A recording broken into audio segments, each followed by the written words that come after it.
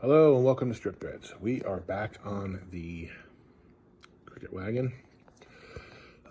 Quick little update on it. We got some of the spot welds drilled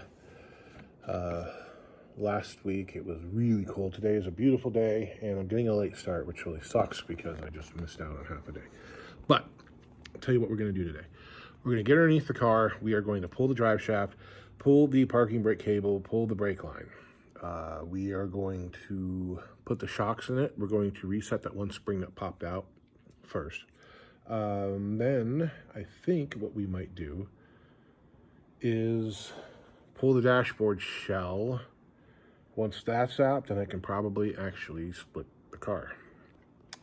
We'll go up the middle of the floor, like I said in the last video, cut the floor in half, cut over here, drag the front end out of the garage, and then I can work on disassembling it. I need to get the slam panel off of it. I need to get the front suspension off of it.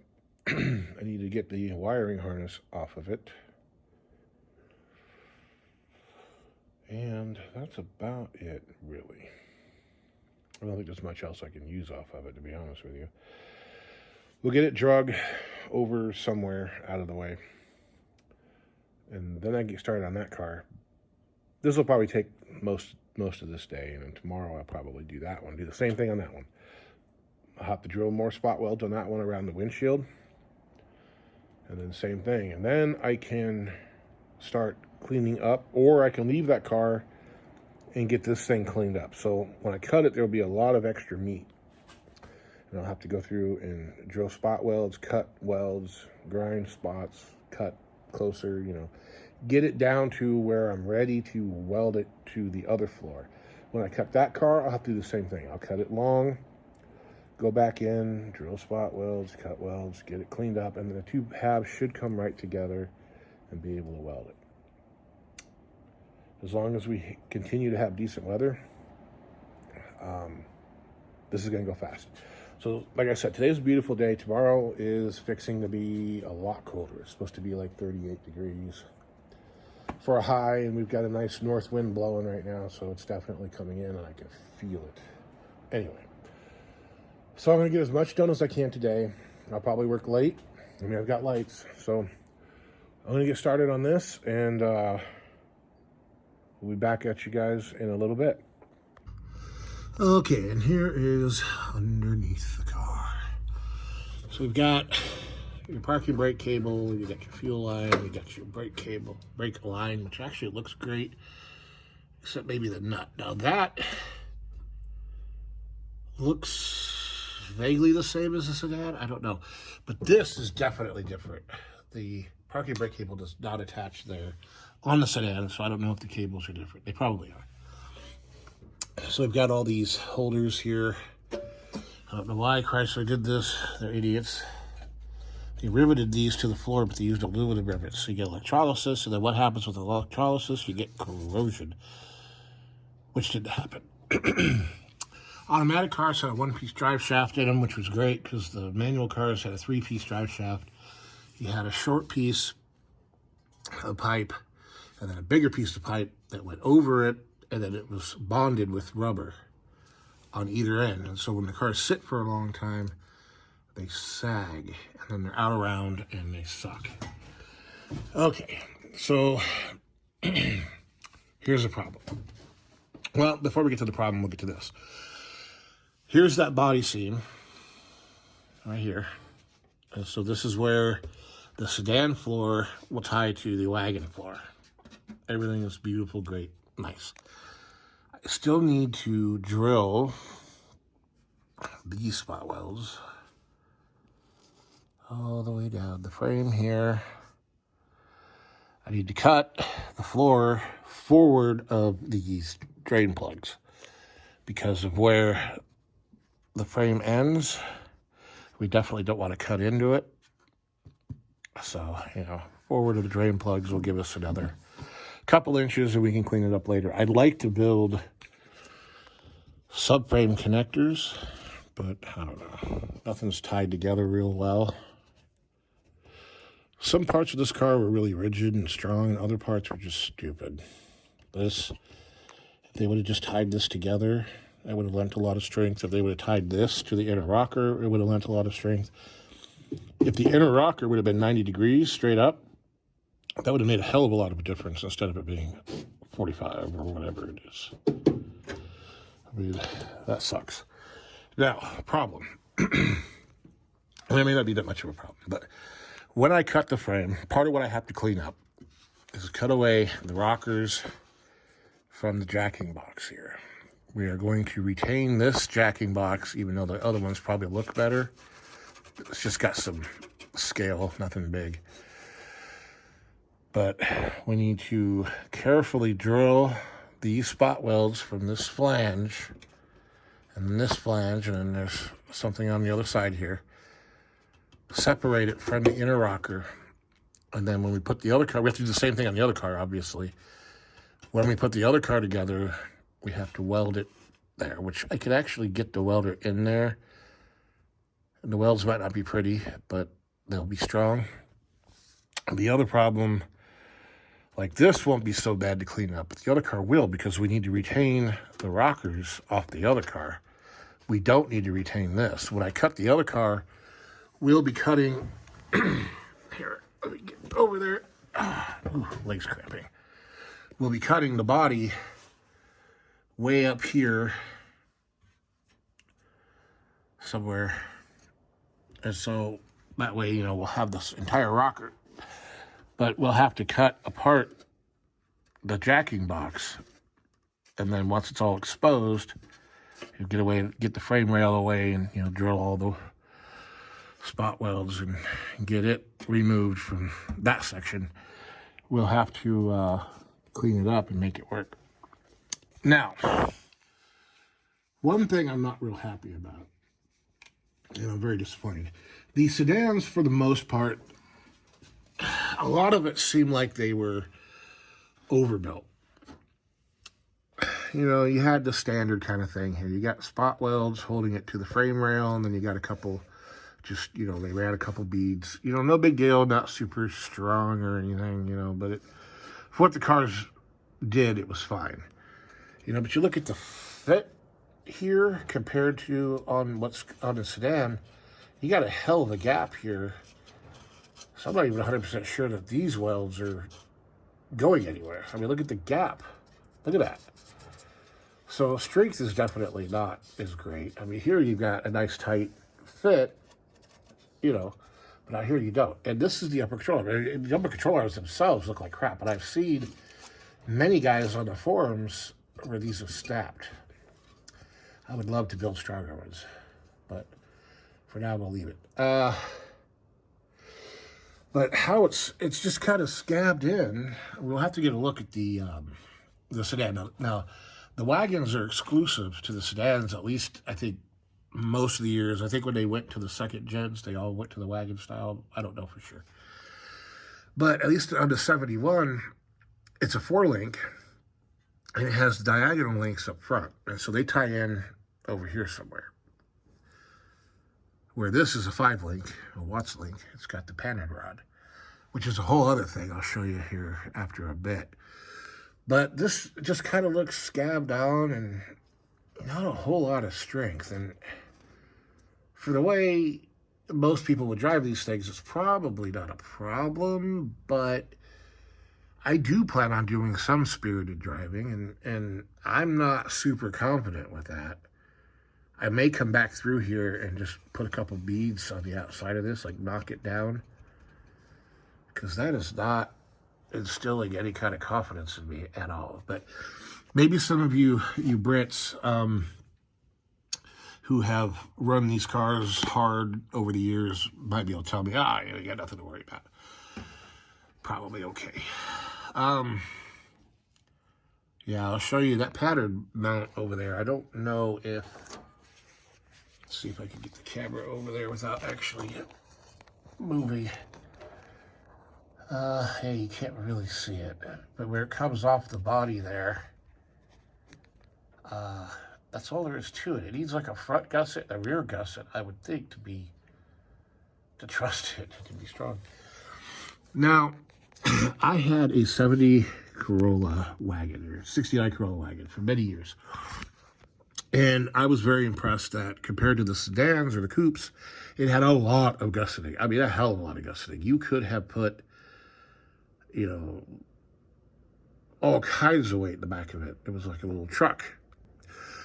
So I built this little Corolla like an American, panel wagon, and enjoyed it for a long time. Sold it to a kid, and then like 2 or 3 weeks later, he sent me this picture. And so, yeah. Christy and I both cried over that one. It took me 9 years of talking the old man out of that car, talking him into selling it to me, and he was just going to scrap it because it had over 400,000 miles on it. He didn't think it was worth messing with. But the only reason I sold it is to buy a DeSoto. I got a rust hole right there. So when I cut this thing, it's going to be cut here. It'll be cut through here, and then we'll probably just go straight down. Go straight down the frame rail there. And all this will have to get cleaned off of it and drilled more spot welds. That's the cleanup. The cleanup's going to take probably the longest time. But for now, I need to get underneath this thing and do what I set out to do. Someday I'm going to have to change all this stuff. I don't like the way this looks. I'd rather use the ones on the other car, or I've got some that are off. I need to look at the bushings, because these bushings here don't look that great. They look worn. And they're so rusty. It'd take a hell of a lot of sandblasting to get these smooth. I do kind of want this thing all painted up, I want, it all undercoated. I mean, there's no grease buildup. The odometer shows 30,000 miles. I don't know if that's true or what, but I mean, you can see how clean that looks. There's not any buildup. There's no buildup. You can see the green car. This is just decoupaged with grease. It's like an inch thick, and I've scraped it off before. Anyway, so yeah, I'm gonna get back underneath this thing and get this stuff off. This stuff's already off, actually. What is this? Okay, that's the fuel line. Oh, this is a breather line, which would make a hell of a return line. So we're gonna put it back on, but that doesn't look good. It looks like it got hot or got crushed. I don't know. We'll put it back on if it's long enough. And I'm not too happy about that, but the parking brake cable does still work. We'll see if it comes off, because I don't know. It doesn't look like it's gonna want to come off. All right, back to work. Learned a little something today. I was looking through my cricket books, Avenger books, whatever. I learned that the wagons have an 8-inch booster and the sedans have a 7-inch booster. Nice. Too bad I don't think either one of them I know this one's no good. This is the one off of the green car. And this one, I doubt it. It hasn't had a master cylinder in it in God knows how long. And that seal is shot. That seal isn't much better. Let's see what killed it. I don't think I can get him out of there right now. Let's see if I can get this out. The rust down here in this little recess that the seal sits in, there's so much of it. It's all pitted up and there's no way to make it seal. Let's see.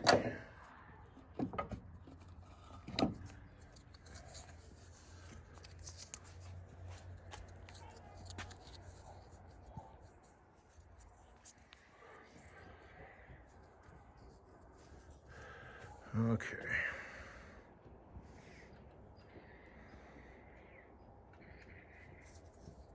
It's not the worst looking thing in the world. I don't know if there's any bringing it back though. You can see here, you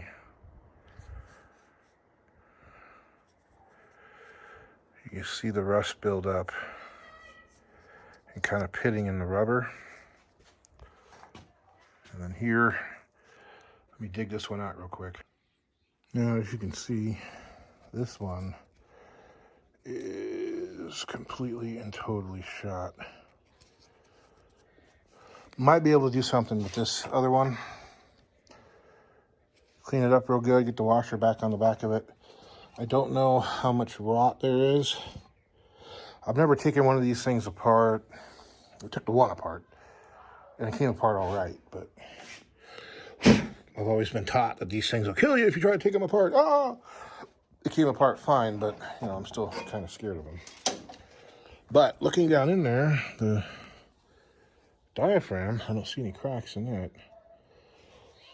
So if there's not a bunch of rust bloom built up on that, in that bore or around the seal, I might be able to use it. However, when I went through this on the green car,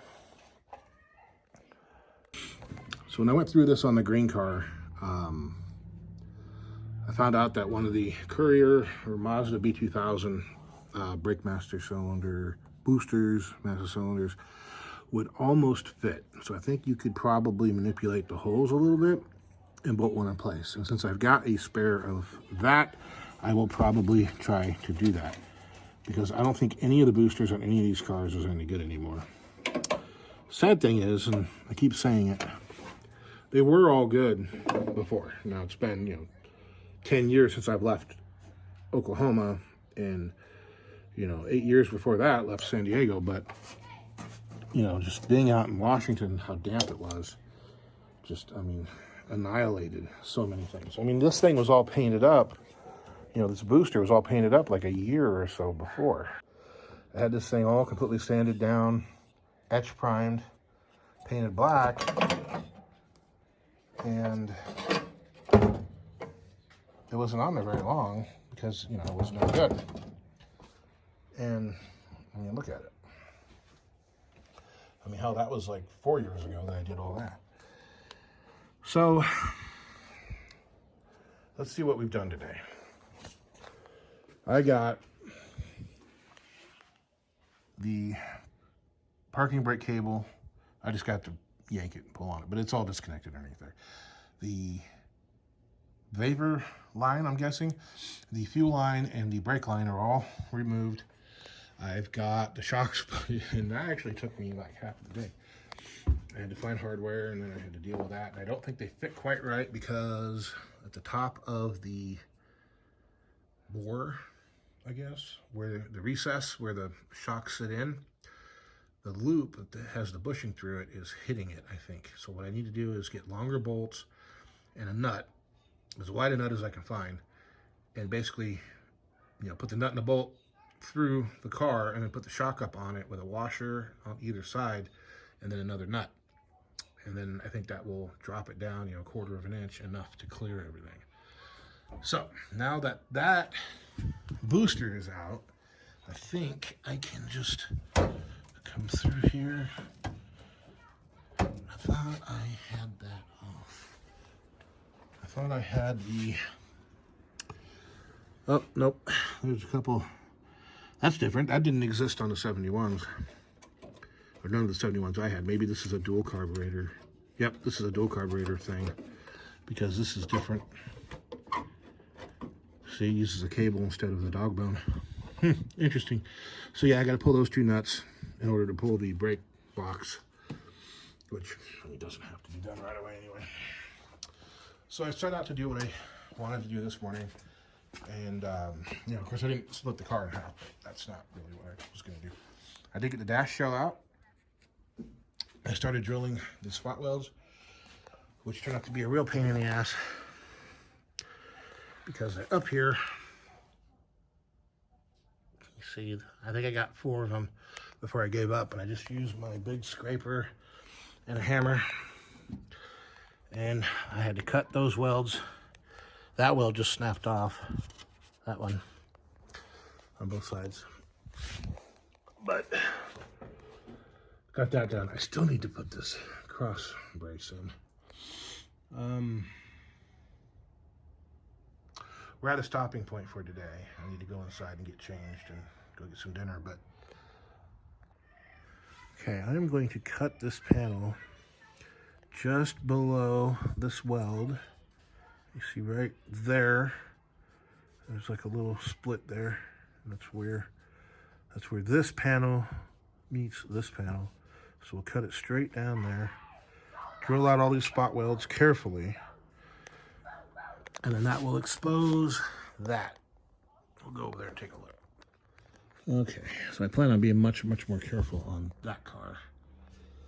But I have to drill these spot welds right here. But I have to be able to get this off to expose this. You see all these spot welds all the way up. And that will release the piece that's inside of here. The strength of everything. Which is why I'm just going to cut it. Cut this whole corner. That way I can, when I separate the two cars, I can just sit here and carefully go through it. So yeah. Okay, that's all we're gonna do for today. We're done. It's time to go in, time to call it a night. We'll be back out here tomorrow in the cold. Temperature has been dropping. They're actually calling for snow tomorrow, about this time. And there is, I will be out here anyway. I mean, it's not gonna be in the 20s like it was last week. I'm gonna get some stuff done. I don't know what. More than likely, if it's in the 30s, I'm not gonna be working on that car. So I'll be working in here on this car. Maybe I will get the thing split. Probably not. Anyway, that's it for the night. I'll see you guys tomorrow.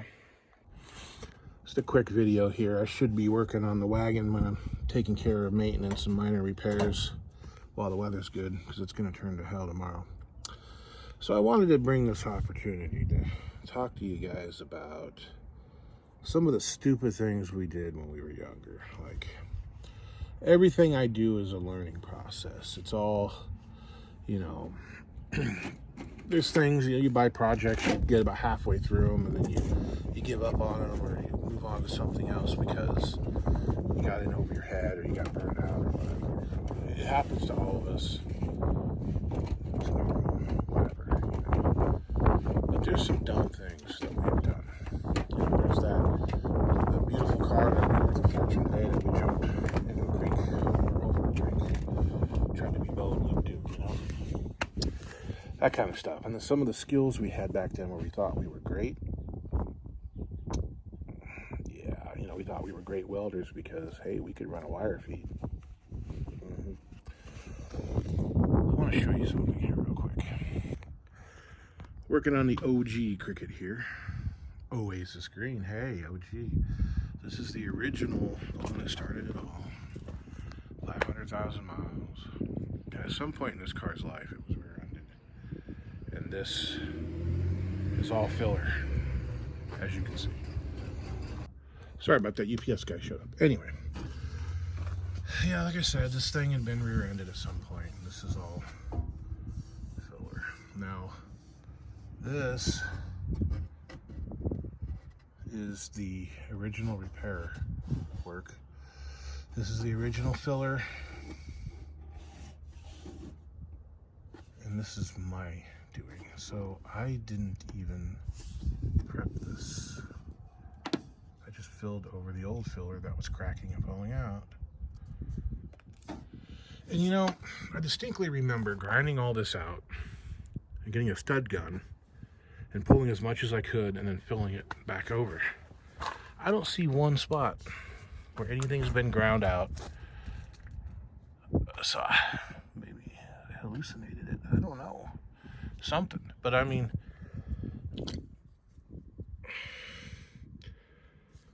look at that.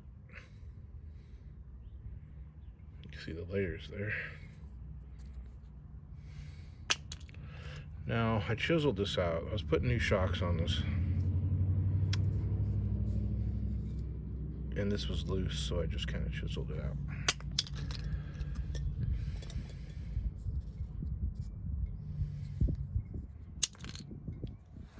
So, I've got the Aztec Gold car that we're using as a donor. So the Aztec Gold car that we're using as a donor for the wagon, this panel is in really good shape. There's a couple little dings in it, and there's one little line where I accidentally backed into the Courier with it 12 years ago. Anyway, I was going to drill out the spot welds, replace this panel, but the panel on the Tangerine car is been mashed flat. So either way, that one's got to come off, and I'm either going to beat it back out where it needs to go and put it back on and try to paint match it, or I'm going to replace it, and then this one. But looking at this damage, I don't know. I mean, this doesn't seem like it'd be that hard to fix. Got a hell of a crease right here, and there's a big old hole right there where a dent puller had gotten on it. I might have chickened out because, you know, with all the fumes coming out of the fuel here, I didn't want to be welding and grinding, whatever. I don't want to pull the gas tank out. I don't know, I'm curious now. I'm gonna go grab my drill and try to knock all this stuff out. I've got chores to do today, though. My shiny new Monroe-matic shocks. The old ones I put on there in 1997. That one was leaking. You see all the oily mess there. It didn't have any gas in it anymore, and the, I don't know what you call it, splash guard had come loose, and it was rattling around, so I had cut it off years ago. One of these was actually already loose right in the box. This one still had gas in it. Not much, though. But the damping function, even the one that had been leaking, still kind of worked.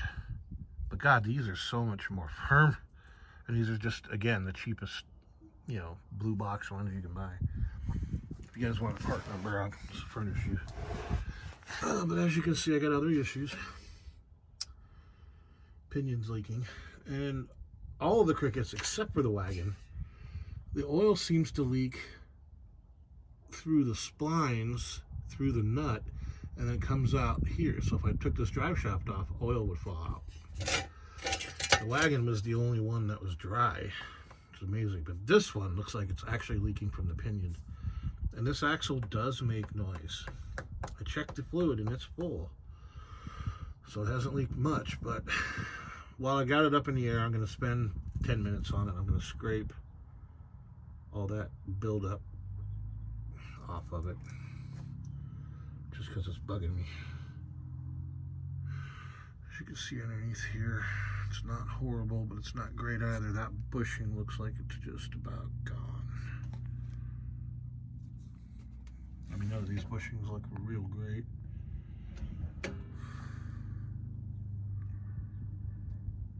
Well, the good news is, I mean, you can see all that buildup. I've already kind of scraped it off once there a little bit.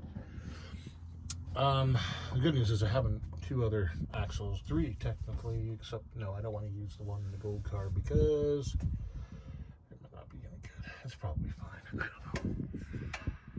That's the one that both of the wheel bearings failed on it, so I know there's a couple balls floating around down in the diff there. I gotta get out. Yep. I'll grab my scraper, scrape this off, and we'll be done with this project for the day. Well, anyway, there we are. I don't see any reason why I couldn't fix this. I mean, here along this bottom line, just get some studs. And again, I'm not a body man, so I'm probably not going to be doing this right. Get a stud right there. Get a stud right there. Stud right there. Get a couple studs here. Get a stud here and here, and maybe one there. Get a stud here in the middle. And just like I said, all along this bottom ridge here, there, maybe even down below that, and pull this way to pull the bumper off. Finish getting all this off. Huh. Maybe even ding, ding, ding, ding. I'm gonna have to be careful of the fumes, but I really don't see why it couldn't have been fixed right. They didn't do a good job on this at all. Hell, I could actually run a piece of wire in there and out there and pull on it. It would probably pull that right out. Piece of wire here and come out here. Pull that out. Piece of wire there. Pull that out. Piece of wire here. Oh, it's already sticking up. I get my straight edge. And see. It's so disappointing, but you know, that wasn't all me. You can see the pink bondo was there years ago, and the gray bondo was the crap I put on it. Terrible. Terrible. But this is one thing I'm worried about. Look at all that. That's all Washington. I just chipped it off, but it's pretty thin. It's on both sides. Well, it's time to go get lunch. I'll be back later. Back on to wasting time. It's not really wasting time. It's catching up with chores that are more pressing than projects, but I did waste some time today. I put the shocks on the back of the Cricket, but I did waste a bunch of time messing with that. About an hour that I shouldn't have. But this project here, so the Jeep, we're getting rid of the Jeep. Christy's got a new ride, and we don't need this one anymore. The problem we've had with it though is that under load, the vents default to defrost. So that's telling me that I've either got a significant vacuum leak or I've got a bad check valve. So I pulled the check valve off and checked it, and it seemed to work, but they're cheap enough that I went ahead and replaced it. It's right there. And no improvement. So it was kind of a pain in the butt for the summertime when your air conditioning was suddenly quit coming out of the vents and start coming out of the defroster. I pulled it apart, and what I came up with is the line had been patched once before, as you can see. If you look right there, there's a burnt spot and a hole. Okay, grinded out all this old bondo. You can see the dent here. Pretty deep. Looks like they put one slide hammer dealio in it, and that's all they did. They kind of brought this line out, and everything else is back in there. I mean, stud, stud, stud, stud, stud, stud, stud. Pull and knock that down. So pull here, knock that down. Anyway, you can see all the heavy pitting. This is all exposed bare metal in the Virginia dampness. So I got a little bit left to go. You can see they put the filler right over the top of the paint. That dent. Got that dent. And this dent here is probably pretty much identical to what this was. Some rust.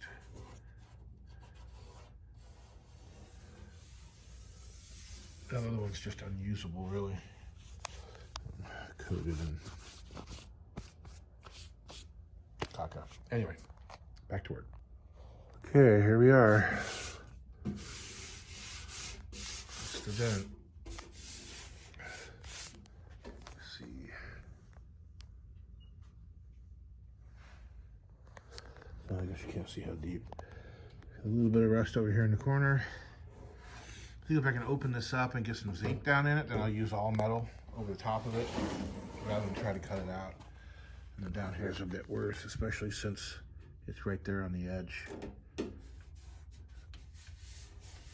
That's really all there is. All right, finally got this thing welded in. That'll be plenty strong. And I got these spot welds drilled. Got some rust there. I don't know what shape this is going to be in until I get it all apart and take a look at it. This took a lot longer than I thought. I think what I'm going to do on that side is just chop it out, and then I'll clean it up afterwards. I'm going to have to do the same thing here. I didn't get much done because of all the chores I had to do yesterday. I was just thinking here. Now you Brits call this the slam panel. I think over here we'd call it the upper radiator core support. I don't know. And of course I'm going to use this panel on the 71 front half because this thing's kind of twisted and tweaked, you know, whatever. And plus it's got the numbers on it somewhere. Talk about slam panels. I think you guys should have called that the slam panel because every damn one of them's been slammed into, you know. So this one's not too bad. This was done by me, and these scratches, because I backed the Courier into it years ago. Kind of cracked the tail light and broke this. And it had a little dent on it that I fixed back when I first got it. But other than that, this one was pretty straight. Now this one's been crushed pretty much flat. I mean, look at that. And all this damage down below. Slam panel got slammed. And then the OG one, this damage was all pre-1981. So it's all kind of bowed in there, and then this of course is bowed in. But you can see all the damage on that one too.